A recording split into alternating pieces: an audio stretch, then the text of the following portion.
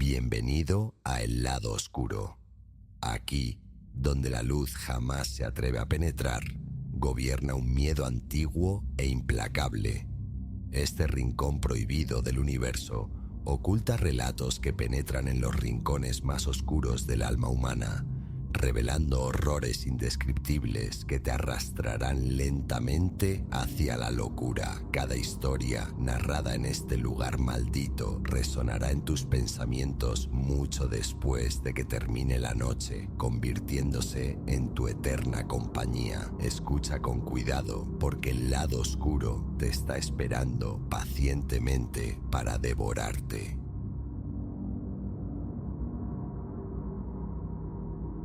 The first shattering percussion from below splintered the evening's calm. Instantly, I sensed this babysitting engagement had veered wildly off course.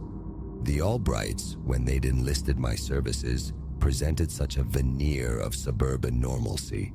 Now, cocooned in oppressive darkness with their two small, trembling charges, the depth of my misjudgment felt cavernous. It promised simplicity this night. New arrivals to the lane, the Albrights needed someone to watch their children during a corporate function. College savings beckoned, so I readily agreed. An impeccable tableau they were. Mr. Albright, perpetually encased in sharp tailoring, a man sculpted by commerce. Mrs. Albright, possessing the serene polish cultivated in yoga studios and charity luncheons, and their offspring, Eliza and Finn, cherubic, though tinged with a certain reticence. The hours unfolded conventionally at first. My arrival at 7 was met with the standard tour of bedtime protocols and emergency contacts. A subtle tautness radiated from Mrs. Albright, a vibration I dismissed as first-time sitter anxieties common to new mothers. Under no circumstances, Mr. Albright instructed as they departed, do you open the door or acknowledge the telephone? His gaze held an unusual, almost feverish weight, unsettling yet quickly overridden by my assurances of vigilance. For a time, tranquility reigned. Board games yielded to dinner preparations, then the rituals of toothbrushing and tucking in. 9 o'clock had just passed. I sank onto the sofa, the television flickering to life, when the sound erupted, a violent clatter downstairs, chased by the unmistakable tinkle of fractured glass. My pulse detonated against my ribs. An intrusion? Police? Before coherent thought could form, heavy treads pounded the staircase. Instinct propelled me toward the children's rooms. Eliza, wide-eyed, was already awake, a statuette of fear. What was that noise? She breathed. Unknown little bird, I murmured, striving for a steadiness I didn't possess. But absolute silence is crucial now. Can you be still as a mouse? She nodded, white-knuckling a plush rabbit against her chest. I swept her into my arms, rushing to Finn's room. He slept, oblivious, a state I momentarily envied. But stillness wasn't safety. Gently shaking him awake, I pressed a finger to my lips, a universal shoosh. He blinked, bewildered but blessedly silent. A good boy. The footsteps ascended, drawing nearer. I herded them into the cavernous walk-in closet off the master suite, my thoughts a frantic scramble. Who was inside this house? What motive drove them? We huddled there, swallowed by shadow, the air thick with our shallow breaths and the frantic drumming of my own heart. Through a slim vertical gap in the louvered door, I glimpsed a slice of the bedroom. A figure blotted out the light momentarily. I held my breath captive. Little bird's flown the coop, a coarse voice boomed, laced with malice. Not Mr. Albright, not his wife. A stranger, simmering with aggression. Eliza emitted a faint whimper. I tightened my hold, praying for her continued silence. Beside me, Finn vibrated like a plucked string, his gaze enormous in the gloom. The trespasser was inside the master bedroom now. Drawers were wrenched open, accompanied by guttural muttering. Where could it be? They swore it was here. My mind spun furiously. This man, who was he? What artifact did he seek? And why pin its location to the Albrights' residence? Abruptly, a mobile phone pierced the tension with its shrill ring. The intruder cursed, then answered. Yeah, nah, can't locate it. Place is deserted. What? Check the kids' rooms? Supposed to be empty, no kids. A glacial chill cascaded down my spine. Knowledge of the children's rooms, the expectation of an empty house. The call terminated. Heavy footfalls pivoted, moving with chilling deliberation toward our hiding place. Breath locked in my chest, my arms a vice around Eliza and Finn. Discovery felt imminent, inevitable. Then, salvation arrived as sound. Sirens, faint at first, then swelling, screaming closer with each passing second. The intruder unleashed a volley of curses. His retreat was a panic thunder down the stairs. I waited, meticulously counting 60 heartbeats in the ensuing silence before daring to stir. Remain here, I whispered to the children, my voice raspy. I need to see if the way is clear. With excruciating caution, I eased out of the closet, creeping to the window. Flashing beacons of red and blue strobed across the quiet suburban canvas outside as police cruisers converged. The front door gaped open, stark against the night, but the intruder had vanished. Snatching the bedside phone, my fingers trembling, I dialed 911. A break-in, I managed when the operator responded. I'm the sitter, 2 children with me, upstairs. The intruder might be gone. I don't know if it's safe. Assurances came swiftly. Officers were already sweeping the premises. Someone would ascend shortly. Moments later, true to her word, a uniformed officer materialized in the doorway, weapon drawn but held low in a non-threatening posture. It's all right, he offered, his voice a balm. You're secure now. Emerge slowly, please. I beckoned the children from their sanctuary. We were guided downstairs into a scene of disarray. Furniture toppled, framed memories dashed from the walls. Yet the chaos barely registered. Relief washed over me, potent and absolute. While one officer documented my account, another approached, his expression grave. We have some questions regarding the Albrights, he stated flatly. My stomach plummeted. Them? Are they all right? He released a heavy sigh. Ma'am, I'm afraid the individuals known as the Albrights aren't who they claimed. Their actual names are Marcus and Isabel Vance. They're fugitives, wanted across 3 states for extensive embezzlement and fraud. The words struck like physical blows, but the children? The children are unharmed, he confirmed. But they are not the Vance's biological children. They were abducted 6 months prior. Their real parents reside in Ohio. The room tilted violently. I collapsed onto the sofa, the world swimming as I struggled to absorb the enormity of the deception.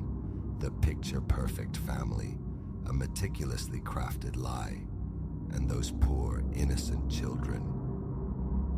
Through the subsequent hours, the fractured narrative pieced itself together.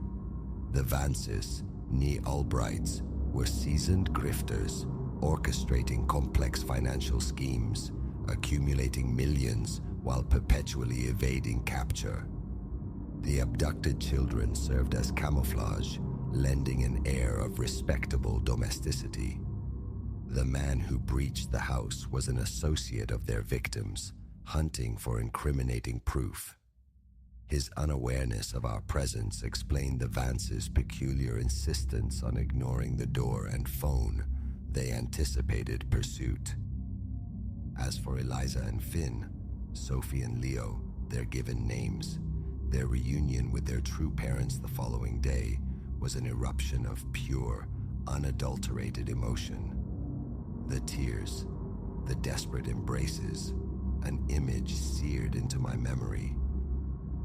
In the aftermath, accolades labeled me heroic for shielding the children, yet heroism felt foreign. Naivete stung more sharply, the foolishness of accepting the Vance's facade at face value.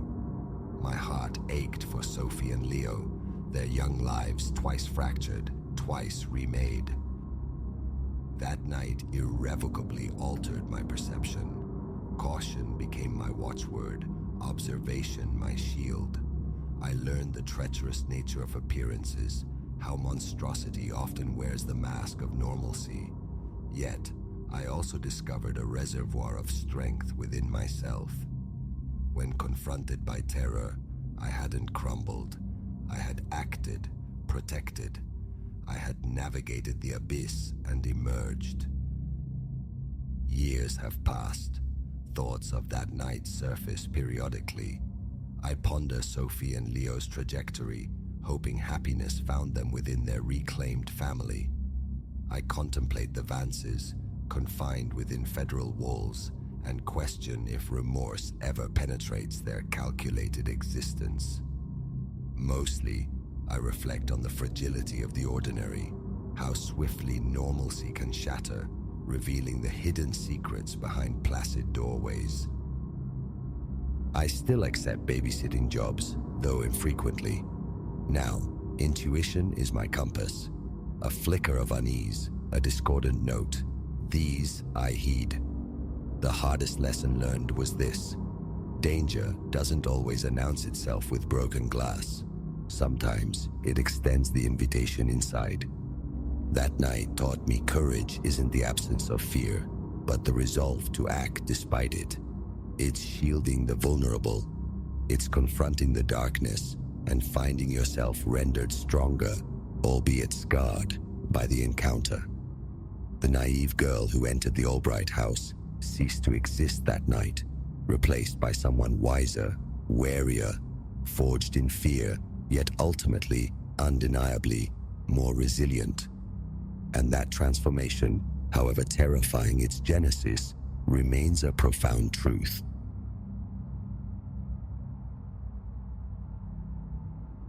Lightning sheared the sky. Thunder answered like artillery.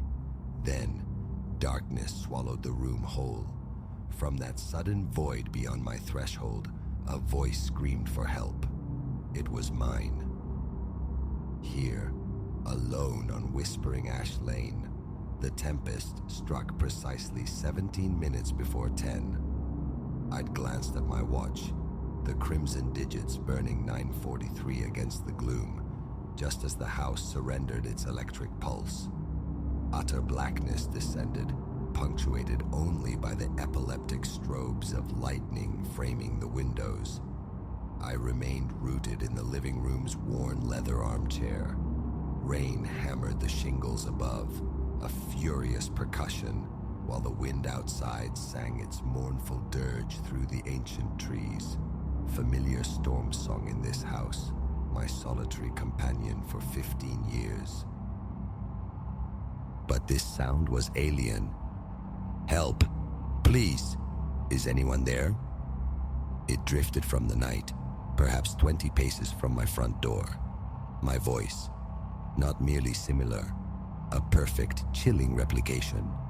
The exact cadence, the specific timbre I recognized from forgotten voicemails, from hearing myself speak in echoing rooms. My fingers clenched the armrest. The worn leather felt unnaturally cold, slick beneath my palm.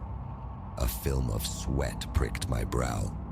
I sat frozen, a statue carved from dread. Can anybody hear me? I need help.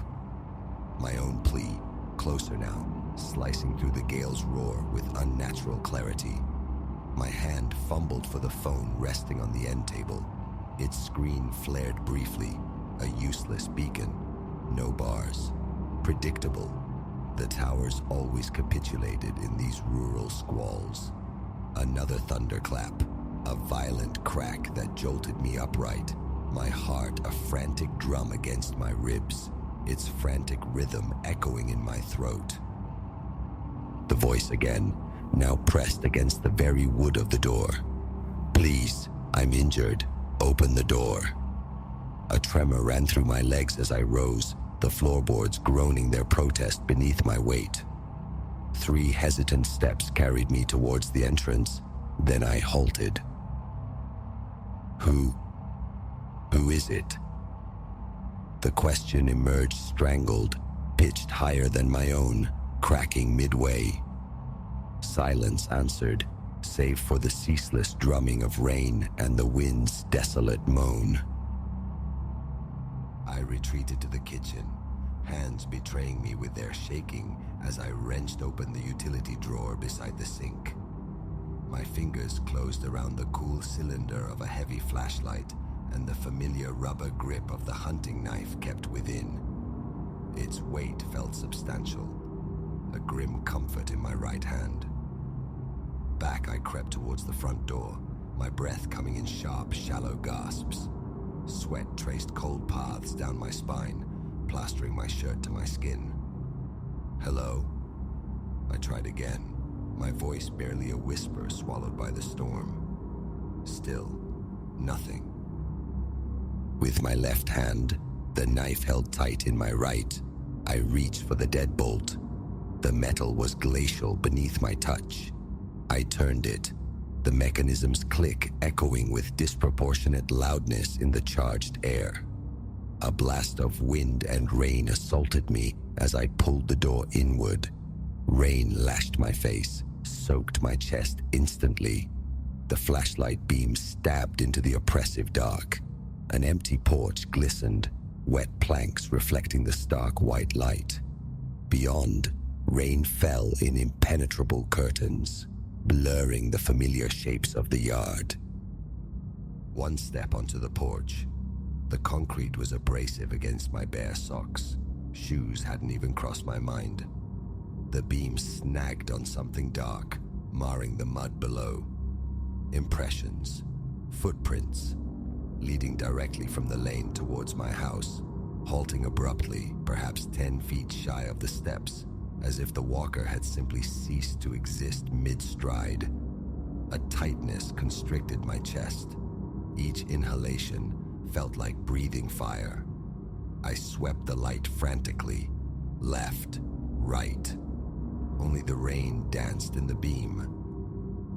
Down the steps I went, the mud instantly claiming my feet, sucking greedily with every step, cold water seeping through the thin cotton.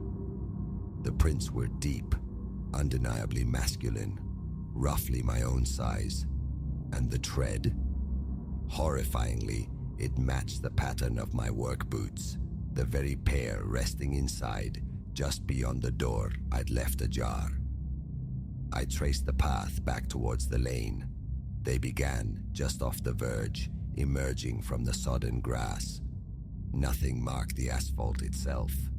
Headlights sliced through the downpour as a car sped past on the road, momentarily blinding me. When my vision cleared, I looked down again. The mud lay smooth, undisturbed, as though the footprints had been a hallucination sculpted from rain and shadow. Panic sent me scrambling back towards the house, feet sliding treacherously in the slick mire. I stumbled, catching myself on my hands, the knife blade plunging harmlessly into the earth beside my splayed fingers. Inside, door slammed shut, deadbolt thrown. I sagged against the solid wood, breath tearing from my lungs, water cascading from my clothes to pool on the floorboards. A low hum vibrated through the walls. The lights flickered, steadied, blazed back to life. In the living room, the television resumed its drone, broadcasting some forgotten late-night program I'd left murmuring for company. The bathroom mirror reflected a stranger, pallid face, bruised hollows beneath the eyes. When had they appeared? A scalding shower, dry clothes, rationality fought for purchase, stress, exhaustion, tricks of a storm-addled mind. Yet, the echo of that voice, the impossible vanishing of the prince, these truths resonated deeper than logic. I phoned the sheriff's department, reported a prowler, omitting the uncanny details, the mimicry, the erasure. They promised a patrol car would swing by. I spent the ensuing hours huddled in the living room, every light burning defiantly against the night, the hunting knife resting on the table beside me. The storm raged unabated. At the stroke of midnight precisely, the house plunged back into darkness, and in the sudden, suffocating silence between thunderclaps, I heard them. Footsteps on the porch, sodden treads on wood. Then, my voice, intimate, terrifyingly close. "Let me in, please, it's so cold." I held my breath, every muscle locked. "I know you're in there," the voice continued, a low conspiratorial tone. "I can see your flashlight beam under the door." But the flashlight lay inert on the table, its lens dark. A sound began, a dry, rasping scrape against the wood, like fingernails seeking purchase. "You have to let me in." My voice, yet fundamentally altered, deeper now, resonant with emptiness.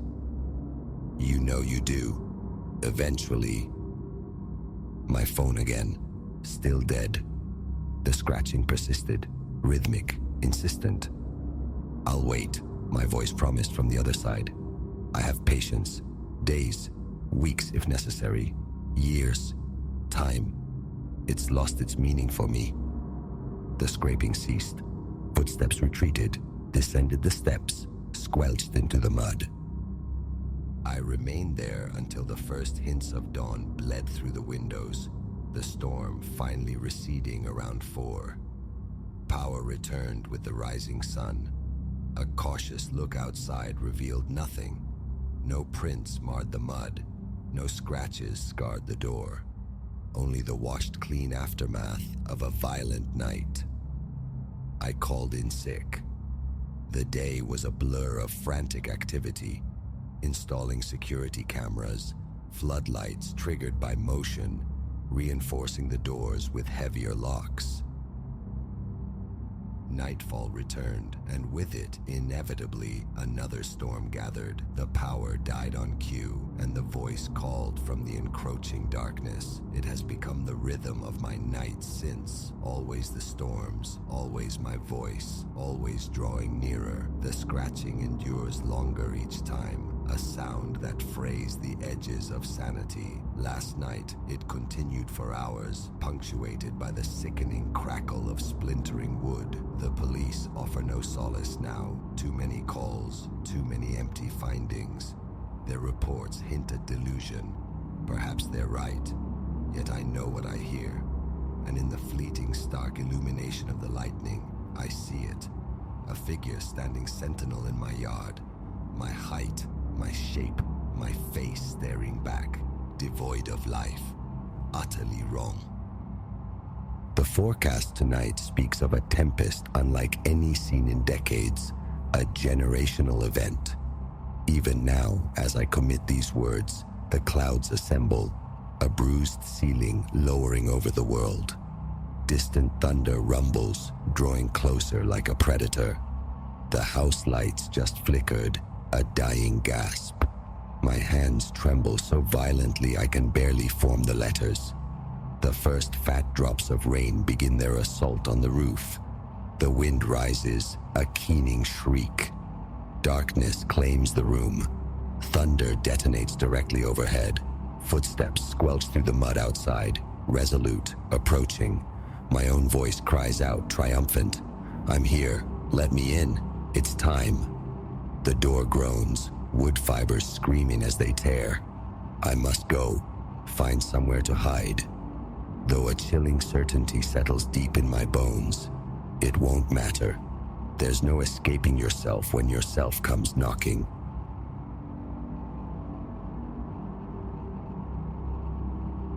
The memory clings, sharp as shattered glass. The first night the ceiling above me spoke. It was soon after I'd nested within this antiquated behemoth of brick and mortar, its timbered casements groaning against the wind's assault. I lay suspended in the pre-sleep drift when a ponderous weight dragging overhead, a guttural scrape that clawed its way through the floorboards, jolted me upright.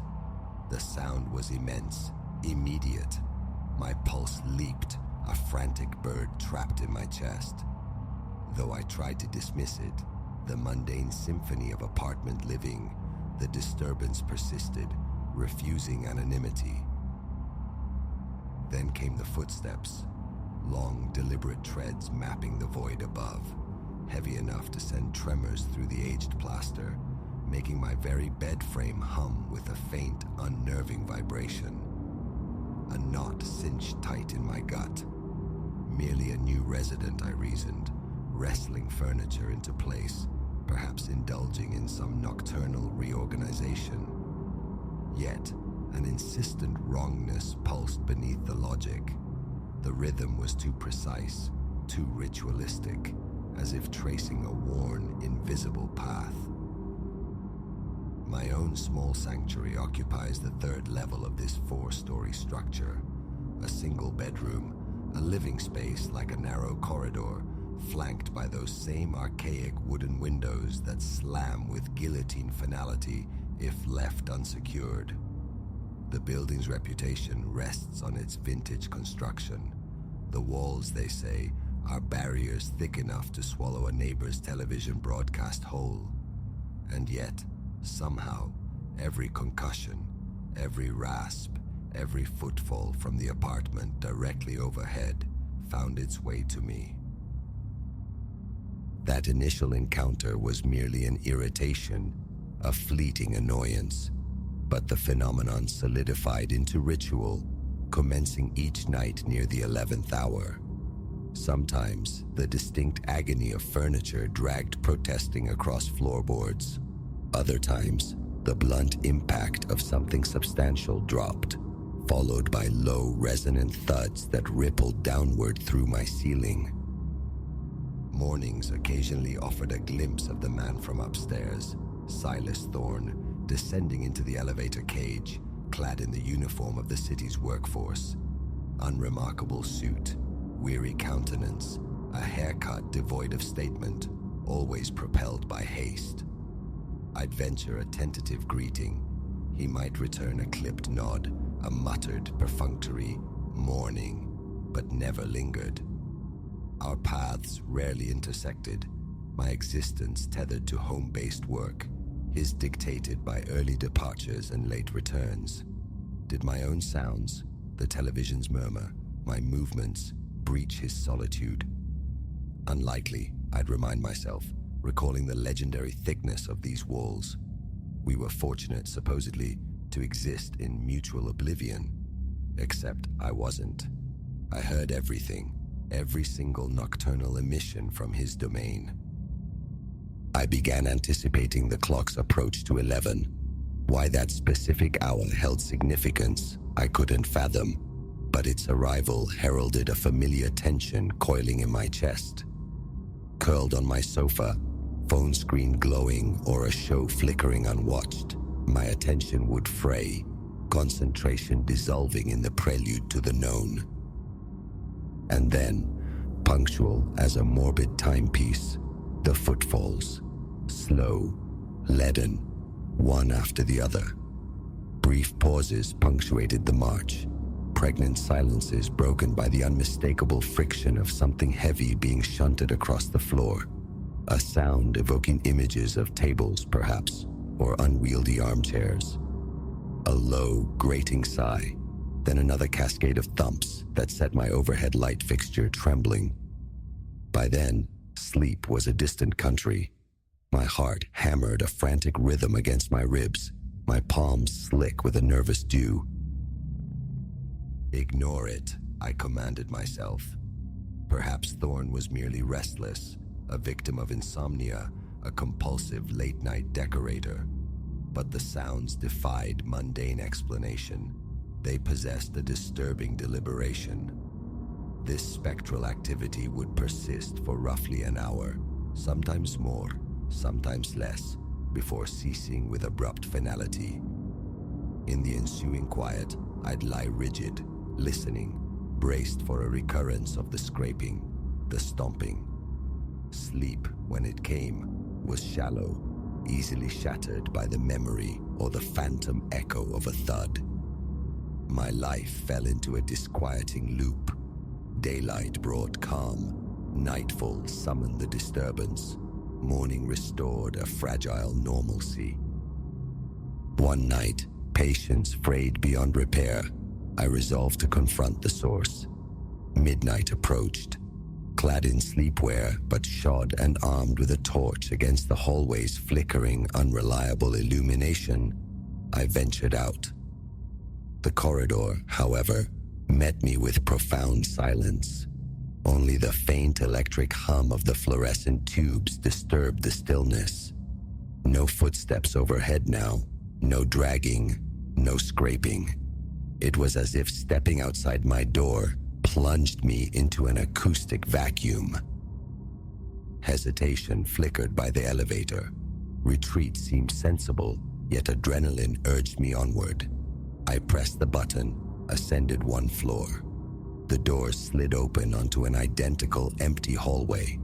No sliver of light beneath Thorn's door, no whisper of occupancy. I knocked, first tentatively, then with more force. Silence answered. Straining my ears, I detected nothing, not breathing, not the murmur of a radio. Defeated after a minute, I returned to my apartment below. The instant my head touched the pillow, the familiar symphony resumed. Dragging, stomping, more dragging. My eyes flew open. A cold, prickling sensation crawled up the back of my neck. I checked the time. 11:20 p.m. Tentative inquiries with neighbors on my floor yielded nothing. Some employed earplugs. Others swore by the building's profound quiet.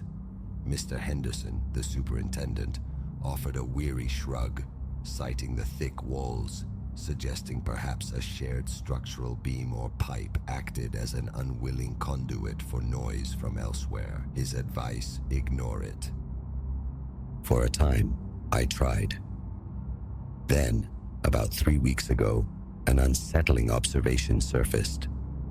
Days had passed without a sighting of Silas Thorne. A work trip, I presumed. Yet, the 11 o'clock phenomena continued unabated. The scraping furniture, the rhythmic footsteps, the intermittent thuds, loud as ever. A few nights later, determined, I stayed awake, movie playing, waiting.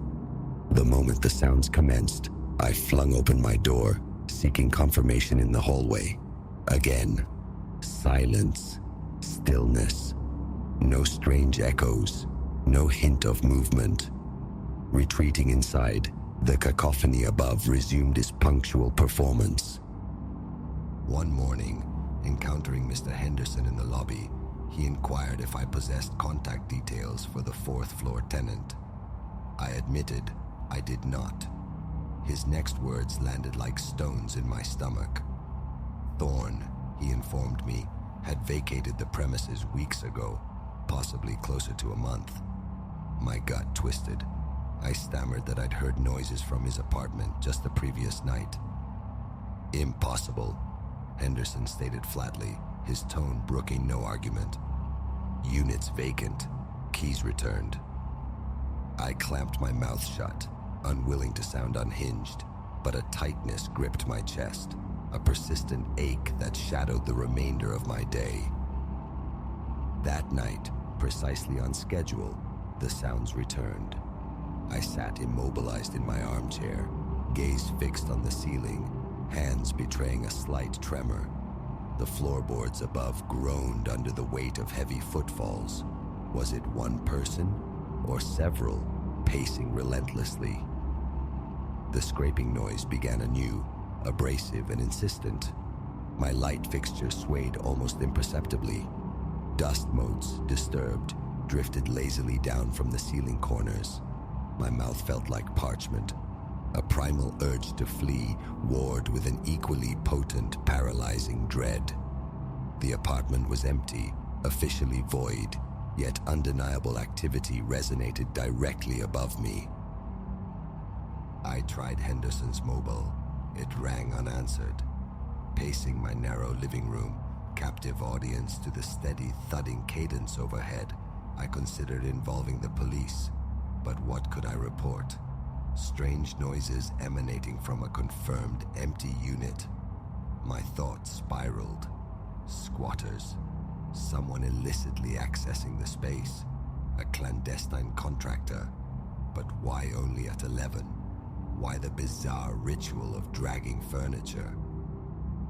The following day demanded action. Waiting until the afternoon, the hours of guaranteed silence, I ascended via the elevator. I tried Thorne's door, locked solid. Pressing my ear to the cool wood yielded absolute nothingness. I scanned the hallway window, peered around for any sign of forced entry. All appeared mundane, undisturbed. The door itself wore a thin veil of dust. The handle felt cold, unused. A profound unease settled deep within me as I stood there, before finally retreating downstairs, attempting to salvage the day. Evening found me returning from errands around 7. A hastily prepared dinner, a forced attempt at distraction via television. My nerves remained taut strings. By 10:30, the familiar edge returned, my heart already anticipating the assault, though silence still reigned. Every creak of my own apartment startled me. At 10:55 p.m., I extinguished all lights, plunging the room into darkness, and sat on the sofa, listening, waiting. Exactly 11:01 p.m., the first thud echoed from directly above my kitchen space. Another followed, nearer the living room section of the ceiling. Then, the methodical footsteps commenced their patrol. My breathing grew shallow, constricted. Slipping silently to my front door, I opened it a mere crack, listening intently into the hallway. Utter silence. Closing the door softly, I returned to the darkness within. Above, the footsteps and scraping continued their relentless performance. Switching on my phone's flashlight, I aimed its beam upward. Tiny flakes of paint dislodged from the ceiling's edges with each heavy impact. Vibrations traveled through the floor beneath my feet, the building itself seemingly complicit in transmitting the disturbance. Then came a long, drawn-out scraping sound, as if some cumbersome object was being dragged the entire length of the apartment above. Gooseflesh prickled my skin. My heart pounded with such force it created pressure in my ears. I started muttering aloud, nonsensical reassurances. This isn't real. The apartment is empty. The sounds, however, offered brutal contradiction. The tension manifested as a persistent ache across my shoulders. Ignoring it was no longer an option. Grabbing keys and phone, I stormed into the hallway and took the stairs, 2 at a time, to the 4th floor. I halted directly outside the offending door, my hand trembling as I reached for the knob. Locked. I pressed my ear against the wood again. Cold, inert. No sound whatsoever penetrated from the other side. Breathing rapidly, mind reeling in confusion, I stood there. If someone occupied that space, Surely some sound would bleed into the quiet hallway, dominated only by the low hum of the overhead light. After several seconds of intense, fruitless listening, I turned, descending the stairs, my phone's beam dancing on airborne dust particles. Back in my apartment, door secured, the noises resumed the instant I sank onto the sofa. The paradox was maddening. The sound seemed hermetically sealed within that upper space, audible only from my vantage point directly below. The next day, I recounted everything to Henderson. He patiently reiterated the facts. The unit was empty, the tenant departed, no one else possessed the key. He speculated about aging plumbing, pipes expanding and contracting with nocturnal temperature shifts. His explanation felt thin, insulting. I knew the groan of old pipes. This was unequivocally the sound of deliberate movement, of footfalls. Our exchange grew tense, ending with his familiar shrug, an admission of bafflement or perhaps dismissal. Frustration and confusion left a bitter taste. I relocated my sleeping quarters to the living room sofa, leaving the television on, a futile attempt to mask the nightly intrusion. It offered little solace. The footsteps and dragging sounds permeated the ceiling with undiminished intensity. Some nights, gripped by raw fear, I'd flee the building, walking the darkened streets until a semblance of calm returned, only to find the noises faithfully waiting upon my return. Anxiety gnawed at my appetite. Meals were skipped, my stomach perpetually clenched. One night, the dragging intensified, becoming a continuous hour-long ordeal of scraping back and forth, end to end, overhead. My ceiling light fixture swayed visibly with the vibrations. I felt certain something structural was about to yield. My chest constricted. Clammy sweat beaded on my forehead. Pacing relentlessly, phone clutched tight, finger hovering over non-existent emergency contacts. I watched the clock. Who could I even call? My hands shook. My pulse throbbed violently in my neck. Near midnight, the scraping ceased. The footsteps slowed, then faded into silence. I collapsed onto the floor, utterly spent, wrestling with the terrifying possibility that my own mind was betraying me. Yet my ears did not lie. The vibrations were irrefutably real. Thoughts of contacting the unit's owner flickered, but the path was obscured. Henderson, likely deeming me a nuisance by now, guarded such information zealously.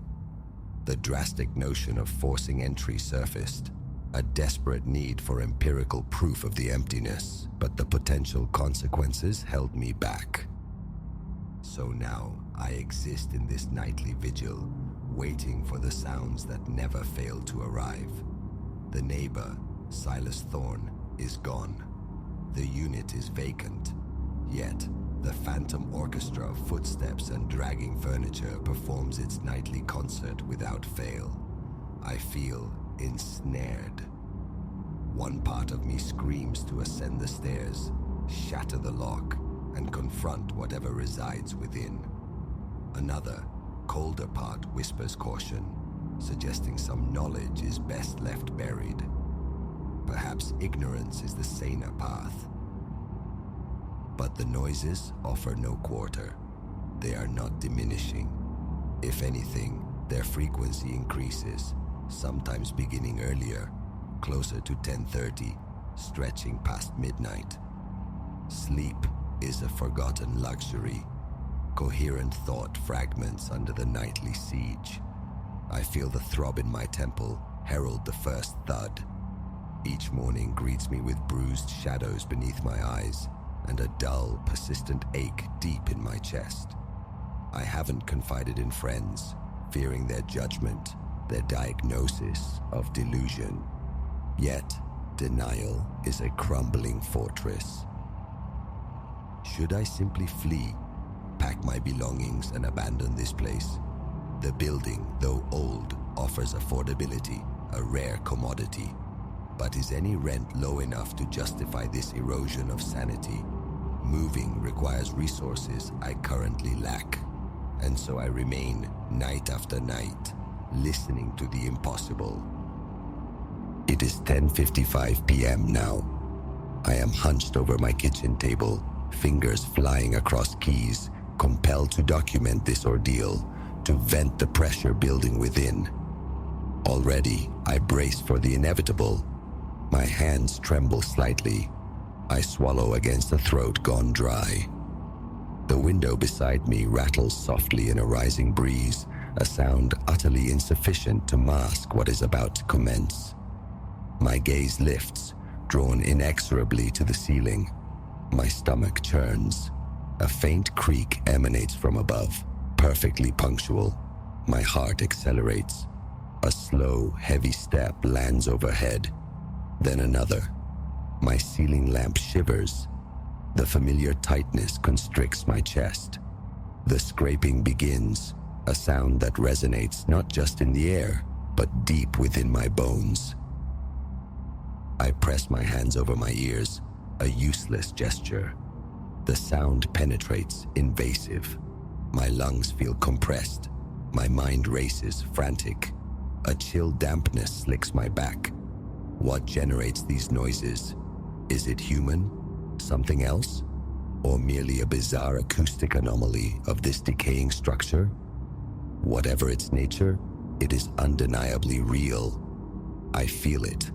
I hear it. And I am paralyzed by indecision. Ascend the stairs? Force the door? Risk Henderson's final dismissal as a lunatic? Or continue this charade of normalcy, pretending not to hear the late-night maneuvers in the void above? Right now, the footsteps are heavy, relentless. My ceiling groans beneath the weight of each tread. The scraping is louder tonight, raw, insistent. A ringing fills my ears. Exhaustion wars with terror. I possess no proof, only the visceral certainty that something occupies that space. Something that rearranges furniture and paces endlessly in a locked, empty apartment. Henderson insists it's vacant. It is supposed to be empty, but the noise is as tangible as the fear gripping me, and it shows no sign of stopping. This, then, is my reality. No harm has befallen anyone. No other soul acknowledges the disturbance. I am isolated in this experience, hemorrhaging sleep and sanity. These nightly visitations are intolerable, yet the prospect of confronting the source remains terrifyingly out of reach, at least for now. So, for now, I will sit here, hands shaking, teeth clenched, listening to the steady, rhythmic thud of footfalls on the floorboards above my head, emanating from that locked, empty apartment. Perhaps tomorrow, courage will find me, or perhaps it won't. I genuinely do not know. All I can do is endure, night after night, waiting for that first inevitable thud at 11 o'clock. And so, it continues.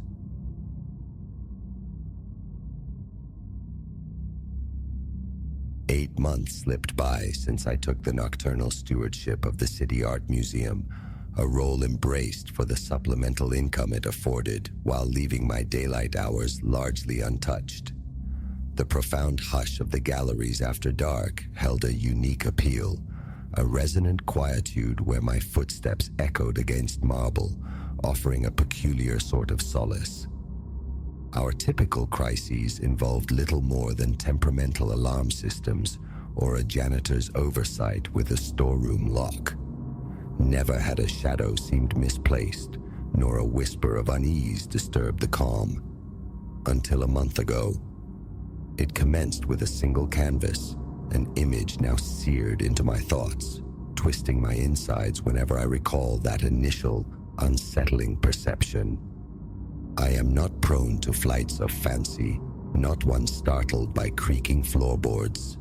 My feet are planted firmly on the ground, Yet what I witnessed sent an electric prickle across my scalp and hammered my heart against my ribs until my chest felt irrevocably tight. Allow me to unravel how this thread began. I was performing my habitual circuit. The principal collection resides on the second floor, a labyrinth of smaller chambers linked by echoing corridors. One such room houses 4 solitary portraits, one per wall, all born from the same brush. They are bypassed by most visitors, overshadowed by the grander names in the main hall. These canvases depict figures in antiquated attire, their expressions ranging from vacant ennui to utter neutrality. My gaze rarely lingered, but that night something snagged my attention, pulling it toward the portrait nestled in the dimmest corner. A man, rendered with a severe countenance and obsidian eyes, clad in a somber black jacket, one hand poised upon a diminutive table. I vaguely recalled the placard beside it, mentioning a late 19th century origin. The artist's name had escaped me. On that first occasion, I registered a subtle cant to the man's form. His torso seemed fractionally more rotated than memory served, as if subtly leaning. Perhaps, I reasoned, I conflated it with another painting, or the illumination played tricks. We'd had technicians replacing bulbs earlier. Shadows possess a certain artistry of their own. I dismissed it with a mental shrug. Scrutinizing it yielded nothing definitive. The figure remained central, yet its posture felt altered in some intangible way. No alarm bells rang then, merely a flicker of curiosity. I moved on, attributing it to fatigue or an overactive mind. The following night, drawn by an unseen current, I made straight for that room near midnight, deviating from my usual pattern of surveying all galleries twice before retreating to my station by the main entrance. I stood before the canvas, simply staring. The man appeared to have edged his left shoulder even nearer the gilded frame. Impossible, I chided myself. Pigment and canvas do not simply rearrange themselves. My pulse quickened. Retrieving my phone, I captured an image. Later, I cross-referenced it with a digital reproduction from the museum's online archive. The web image depicted the man facing squarely forward. No lean, no subtle torsion. My own photograph mirrored this official version precisely. Looking from the screen to the painting and back, a chill traced patterns along my forearms. I was certain. I'd seen the shift mere moments before, yet the digital eye offered no corroboration. Quitting the chamber, I attempted to shed the disquietude. Back in the security office, I monitored the camera feeds, finding only sterile normality. Eventually, I persuaded myself my senses had faltered, worn down by the late hour, the perceived difference so minute it could easily be conjured by imagination. Still, the image haunted my commute home. By dawn, I was half convinced it was a fabrication, yet a stubborn knot of intuition remained deep in my gut. In the nights that followed, an invisible tether pulled me repeatedly back to that room. Each entry quickened my heartbeat, not with a sudden fright, but with a slowly accumulating dread. I would enter, confront the portrait, and swear the painted man had migrated incrementally closer to the right margin. Sometimes his head seemed minutely turned. Other times, his gaze felt redirected. One evening, his hand seemed positioned higher on the table's surface. Yet every photograph I took, every single time, showed the immutable original, the forward-facing man, expressionless, hand resting placidly. I harbored this secret for several nights, wary of inviting ridicule from my colleagues. Eventually, though, I confided in Finn, the guard who relieved me each morning. He chuckled, suggesting boredom was breeding phantoms. During a brief overlap one afternoon, he examined the painting with me, pronounced it utterly unremarkable, and proposed I might be fixating unduly. I tried to heed his counsel, but the feeling persisted, deepening with each shift. A constriction formed in my throat whenever I approached the doorway to that small gallery. One night, resolved to capture objective proof, I propped my phone on a nearby bench, setting it to record video. For 10 minutes, I stood sentinel, arms crossed, eyes locked on the portrait. No discernible movement occurred in real time. No flicker, no shift, just the static image hanging inertly. Afterwards, reviewing the footage revealed nothing. 10 minutes of absolute stasis. Frustration washed over me, tangling my thoughts. My conviction warred with the utter lack of evidence. My unease intensified with every pass of that painting. A jolt of adrenaline would surge through my chest, heat rising in my face, my fingers clenching involuntarily. Perspiration beaded more readily, dampening the collar of my uniform. I began to dread that specific room, yet avoidance felt impossible. It became a compulsion to confirm the phenomenon, or perhaps to confirm my own unraveling. My stomach churned with apprehension each time I rounded the corner leading to the portrait. After roughly 2 weeks of this nightly ritual, the figure seemed undeniably poised near the frame's edge. The man's shoulder brushed the right border. The table appeared skewed, his hand hovering near the wooden perimeter. Desperate, I sought out Ms. Albright, the museum curator, during daytime hours. Preoccupied but eventually persuaded, she met me in the gallery. I watched her appraise the portrait, consulting the placard, her gaze clinical. Everything appeared normal, she declared. When I indicated the pronounced angle of the torso, she merely shrugged, stating it had always been thus. At my insistence, she led me to the archivist's domain, where we unearthed catalogs decades old. An image from 30 years prior surfaced. It matched the online version. The man centered, subtly turned, but lacking the extremity I perceived nightly. Ms. Albright saw no discrepancy. Staring at the monochrome print, the hairs on my neck prickled. I knew. It differed from the canvas before me, yet her eyes registered only consistency. That evening, my nerves felt exceptionally frayed. Arriving in the room around 11:30 p.m., I set my flashlight on a bench and simply observed. The longer I stared, the more certain I became. The man was now leaning so profoundly sideways, he seemed poised to step out of the painting.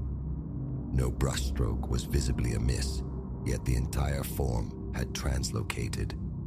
My breathing grew shallow, a tremor starting in my legs. I tried to swallow past the dryness in my mouth.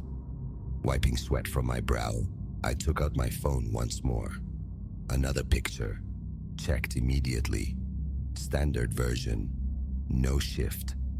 A surge of impotent fury made me want to hurl the device, but I restrained myself, pocketing it.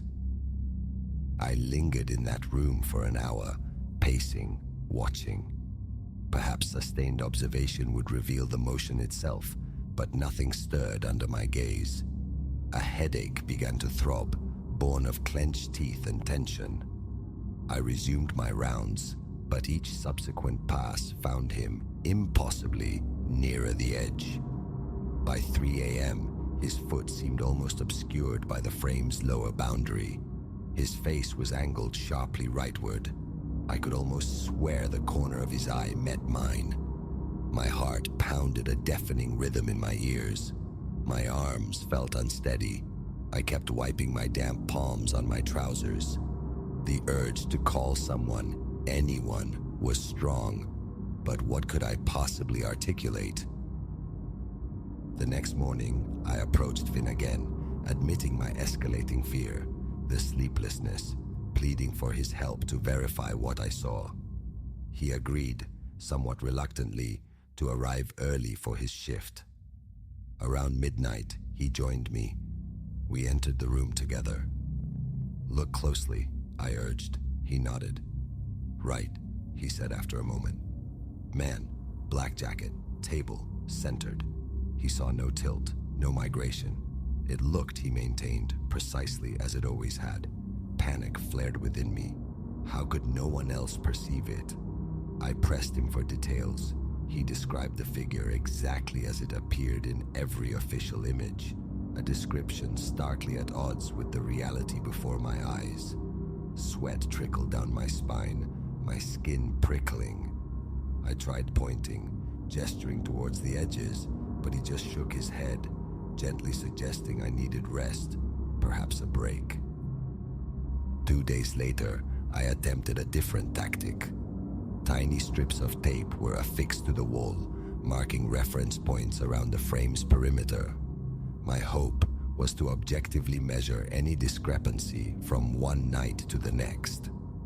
The following morning revealed the tape undisturbed, the painting perfectly aligned with the markers. I inspected the canvas edges. No physical evidence of movement. Measurably, it was static. Visually, to my eyes alone, it was in flux. Sleep became elusive, even during daylight hours. Lying in bed, the image of the painted man would materialize, leaning, his eyes fixed somewhere just beyond me. A persistent weight settled in my chest. My nerves felt perpetually taut. Small noises made me jump. My patience frayed. Going to work became an exercise in anxiety management, yet I continued, driven by financial necessity and a morbid curiosity to witness the painting's final destination. Perhaps, I theorized, it was some obscure optical effect, an artistic trick revealed only under specific nocturnal lighting. But that failed to explain the universal blindness of others. Then, about a week ago, I entered the gallery to find the man almost halfway out of the frame. It looked, unequivocally, as if he were attempting to step onto the gallery floor. His hand rested not on the painted table, but on the physical wooden frame itself, gripping it. My stomach plummeted. My heart hammered so violently my vision seemed to vibrate. A cold sweat broke out across my temples. Trembling, I reached out, touching the canvas surface. It felt utterly smooth, flat. I traced the area where his hand appeared to clutch the frame. Just ordinary textured canvas. No raised pigment, no anomaly my fingers could detect, yet my eyes screamed he was climbing out. I snatched my hand back, wiping my palm compulsively on my trousers, retreated into the hallway, gasping for breath. That was the limit. I contacted Mr. Thorne, the head of security, via the internal line, mumbled something about feeling unwell, clocked out early, and fled home. That was last week. I burned through vacation days, sequestering myself, trying to quell the internal storm. A visit to my physician yielded a clean bill of physical health, aside from elevated blood pressure attributed to stress. I omitted any mention of the painting, unwilling to be labeled delusional. Yet the unease lingered, even within the familiar walls of my apartment. The portrait haunted my waking thoughts. Yesterday, necessity dictated my return. Entering the museum around 10 p.m., an hour before my shift, the familiar quiet felt charged, amplifying my own nervous energy. Perspiration prickled my skin more intensely than usual. I went directly to the gallery. Stepping inside, my gaze locked onto the corner portrait. He was back, centered, facing forward, hand resting innocuously on the table. No lean, no partial escape, no hand on the frame. I stood frozen, staring for a full minute, my breath escaping in ragged bursts. A wave of dizzying relief washed over me, immediately followed by profound confusion. I touched the frame. Everything looked utterly, maddeningly normal. Was it over? The remainder of the night unfolded under a pall of tension. My heart rate refused to settle completely. I found myself repeatedly drawn back to that room, compelled to check. The painting remained stubbornly static, restored to its original, documented state, even to my perception. I don't know if it will stir again. Perhaps, in my absence, it reached its destination and retreated. Perhaps it never moved at all. The entire episode a bizarre hallucination born of stress and solitude, yet the memory of that hand gripping the frame remains visceral, crawling under my skin whenever I recall it. Now, each passage by that small room triggers an involuntary tightening in my muscles. My face feels stiff, my palms grow clammy. A furtive glance is unavoidable, half expecting to find the man askew once more. Thus far, he remains placidly centered, but the conviction that something is profoundly wrong refuses to dissipate. I haven't shared the full extent of this with my colleagues. They know only that I was overwrought, but my vigil continues. If it ever shifts again, I must witness it. Part of me yearns for a transfer, a different post, away from its influence. Another part feels bound to confront it. I possess no tangible proof, nothing beyond the echo of my own terror. The pounding heart, the sweating palms, the strangled breath. Those reactions were undeniably real. What engendered them remains nameless, inexplicable. All I know is that tonight I will be in that gallery again, waiting, watching, uncertain whether I hope for stillness or for movement.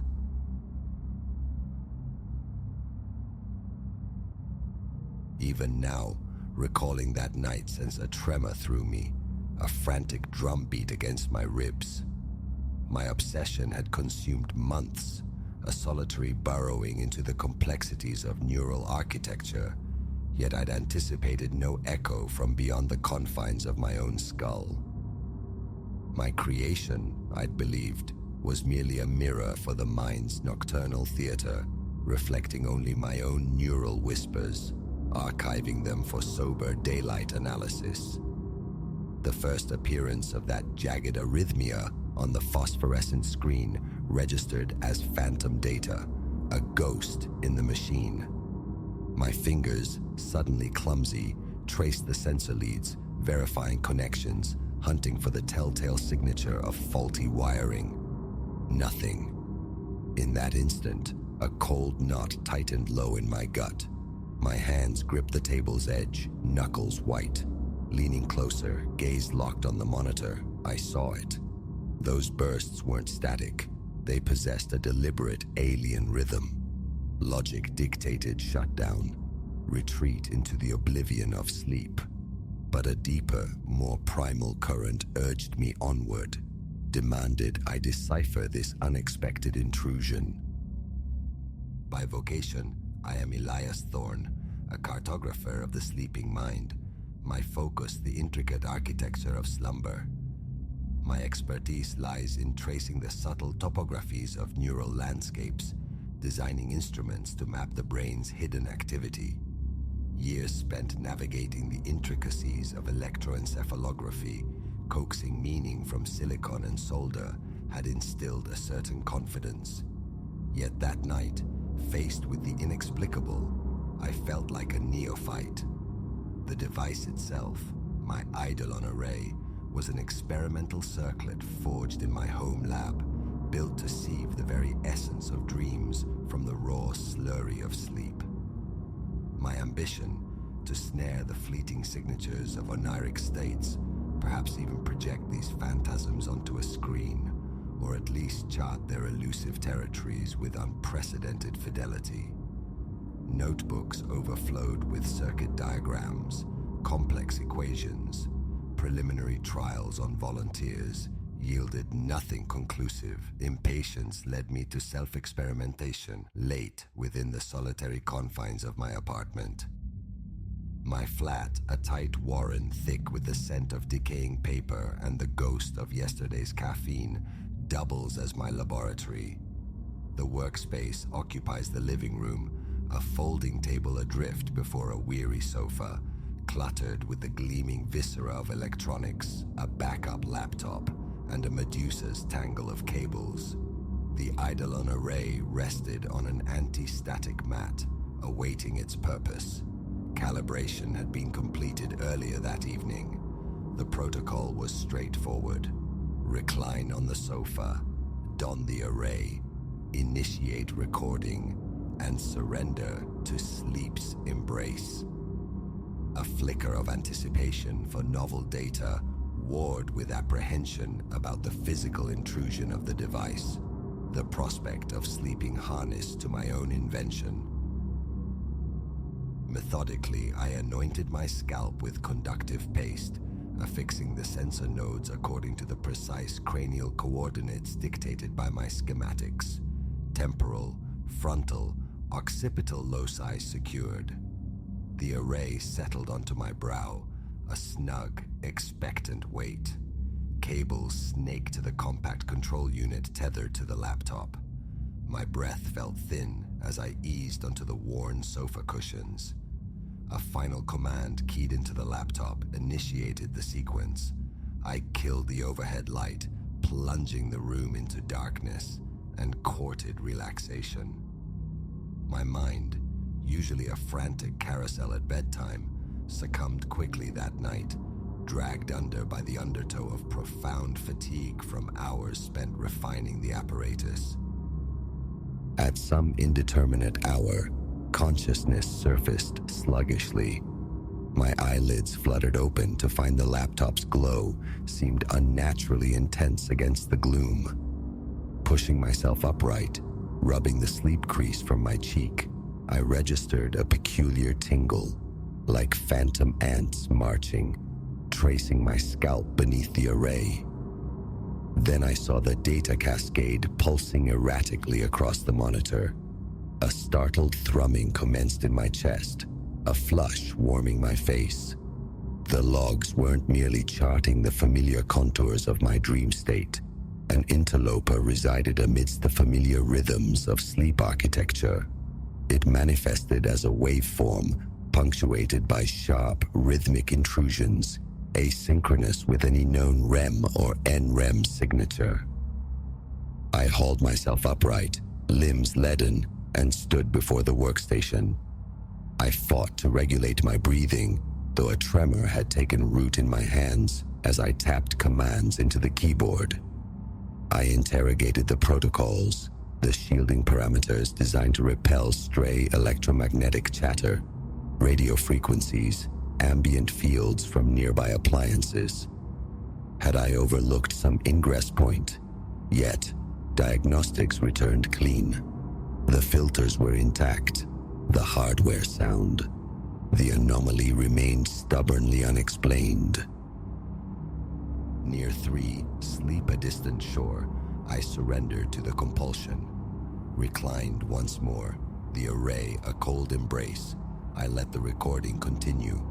A dull pressure began to bloom behind my orbits as I drifted away. Then, a peculiar nocturne unfolded. I stood adrift in a cavernous warehouse bathed in sterile, buzzing light. A low, resonant hum vibrated through the concrete floor beneath my feet. My heart began a heavy pounding.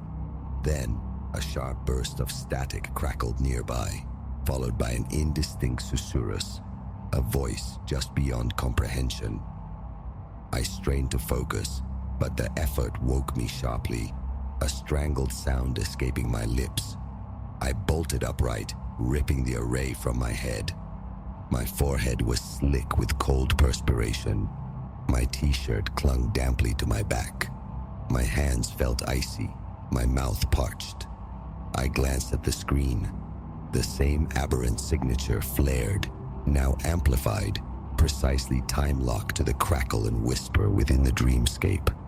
I replayed the auxiliary audio feed the array captured. It was predominantly digital snow, yet threaded with fleeting, staticky intrusions. I strained, listening intently, but no discernible words emerged. A jolt of febrile excitement shot through me, inextricably tangled with a spike of primal fear. It seemed undeniable. I was receiving something, an unknown transmission synchronizing with my sleep cycle. Dawn found me cramped and aching on the sofa, the laptop still faithfully logging. The data logs were a chaotic tapestry of hundreds of lines. Though fogged with sleep deprivation, the night's events were starkly clear. After brewing coffee black enough to etch steel, I began dissecting the night's recordings. I wrote algorithms to excise the alien waveform from my own endogenous brain activity. Isolated, its structure emerged. Staccato bursts, pregnant pauses, a cadence unlike any biological rhythm I knew. It resembled a deliberate tapping, a repeating cycle. A frantic tempo took hold beneath my sternum as I stared, mesmerized. How to verify? I calibrated the sensors against known inputs. Flawless. I bombarded the array with random radio noise, attempting to mimic interference. No match. Nothing accounted for these specific patterns. A chilling thought crystallized. Perhaps the source lay beyond the mundane spectrum of local interference, beyond conventional instrumentation. By late afternoon, hunger gnawed, making concentration impossible. I ordered takeout and prowled the confines of my flat, my gaze repeatedly drawn to the sofa, that locus of strangeness. The urge to try again was potent, a terrible alloy of dread and fascination, pulling me towards another trial, another exposure of my own mind to this unknown quantity. I couldn't walk away. That evening, I resolved to mount another vigil, this time striving for greater awareness. I augmented my setup, a small lens trained upon me, its feed displayed in real time on the laptop screen alongside the waveforms, should I surface from sleep. A voice recorder sat beside the laptop speaker, poised to capture any audible hints. I secured the array near 11, the familiar pressure returning to my brow, and settled onto the sofa. For the first hour, wakefulness held sway. I watched the familiar dance of alpha and beta waves, the gradual emergence of theta as drowsiness crept in. Around midnight, the edges of consciousness began to blur. I recall my eyelids growing heavy, a sense of dissolution, thoughts fading. The next instant, I plunged back into the warehouse tableau. Concrete chill beneath my feet, the air thick with ozone and the metallic tang of decay. The overhead lights buzzed insistently, accompanied by that steady, pervasive hum. My chest tightened. The crackle returned, sharper this time, followed immediately by a piercing, electronic tone. Then, the whisper, intimate, brushed my very ear. My throat constricted, voice stillborn. Hesitantly, I took a step. My own footsteps echoed unnervingly in the vast emptiness. A distorted murmur reached me then, phonemes coalescing into something like, "Hello?" A sudden spike of pressure erupted behind my eyes, a physical blow that made me flinch. I jerked my head instinctively to the left, and darkness swallowed the scene. I emerged gasping on the sofa. My entire back was damp. A bitter metallic tang coated my tongue, my heart battering my eardrums. The laptop screen blazed with the signature, insistent, amplified beyond previous recordings. The camera's red eye glowed faithfully. Reaching out with a trembling hand, I stopped the recording. Timestamps confirmed a 2-minute intrusion, coinciding precisely with the dream's climax. I played back the audio. Amidst the rustling sounds of my own movement, there were subtle pops and clicks, and then, unmistakably, a thread of disembodied voice, faint but present, raising goose flesh along my arms. The ensuing days blurred into a feverish cycle of diagnostics and repetition. I adjusted software filters, shielded every cable with additional foil wraps, imposed electronic silence on the apartment, even deactivating my phone and router. All futile. Each nocturnal descent with the array yielded the signal, each time yoked to the persistent warehouse phantasm. Variations flickered at the edges, dimmer lights perhaps, a different resonance to the hum. But the whisper remained a constant, unsettling presence. A creeping phobia of sleep took root. For a couple of nights, I sought refuge in my bed, the array untouched on the table, thinking distance might offer insulation. Blessed, dreamless oblivion followed, and I awoke feeling fractionally more human. Yet, the silence felt incomplete. The mystery and insistent siren call I could no longer ignore. An undeniable contact was being made, etching itself onto my neural pathways via the dream state. Extraterrestrial, interdimensional, some terrestrial phenomenon yet uncatalogued. Fear warred with the gnawing imperative to understand. On the fifth night of this renewed focus, I marshaled my resources for a definitive attempt. A more thorough recording system, multiple camera angles, a sensitive microphone positioned near my mouth to capture any soliloquy, and crucially, real-time translator software poised to dissect any captured sound, searching for linguistic structure within the whispers. Midnight approached. A nervous energy thrummed beneath my skin, palms damp, neck stiff. I forced myself onto the sofa, strapped on the Eidolon array, and pressed record. Sleep proved elusive this time, my thoughts circling the terrifying possibilities. Was I inviting something across a threshold? Was the array now a conduit, an open channel? My pulse refused to quiet. Eventually, sheer exhaustion dragged me under. I materialized once more within the stark geometry of the warehouse. The lights stuttered violently. The omnipresent hum deepened, vibrating through me. On the distant walls, a strange faint luminescence flickered rhythmically. A prickling awareness crawled over my skin. My throat felt tight, swallowing impossible. Then the whisper coalesced, clearer than ever before, impossibly close, seemingly originating just behind my head. I whirled, seeing only vacant air and flickering bulbs. Summoning reserves I didn't know I possessed, I managed a ragged query into the dream void. "Can you hear me?" I wasn't sure if the sound escaped my lips. The response came not as words, but as a fusillade of sharp static crackles and pops. Then, through the noise, a single syllable emerged, distorted but insistent. "Help? Or perhaps yes?" My stomach twisted violently. I instinctively backed away from the locus of the sound. A wave of vertigo struck. My legs felt weak, unreliable.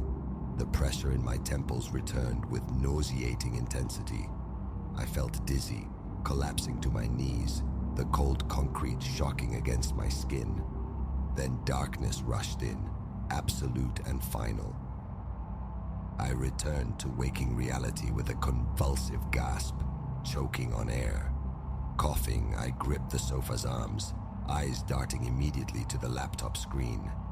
The anomalous signal raged, spiking off the charts, the peaks aligning perfectly with the moments of the whisper and the perceived word. The translation software had logged several instances, flagging odd phonetic strings, unintelligible clusters, yet marked with probability tags as potential linguistic fragments. My hands trembled as I scanned the cryptic output on the screen. None resolved into coherent English, but the consistent presence of patterned sound confirmed I wasn't merely hallucinating complex auditory details. Further nights brought diminishing returns, fleeting signals, the warehouse dream now a grimly familiar stage. The toll mounted, throbbing tension headaches became my daytime companions. A fine tremor persisted in my hands. My shoulders remained perpetually knotted. I caught myself pacing the small apartment relentlessly, unable to focus on mundane tasks, even simple chores feeling like distractions from the central, consuming mystery of the warehouse and the voice. Reading was impossible. Other projects lay dormant. After a week of this grinding cycle, a perilous notion took root. Proactive contact. Could I communicate back? I decided to modify the Eidolon array, jury-rigging it to emit a small patterned output signal designed to potentially piggyback on my own brain waves during the receptive sleep state. It was a reckless gambit, fraught with unknown consequences, attempting to answer the whisper.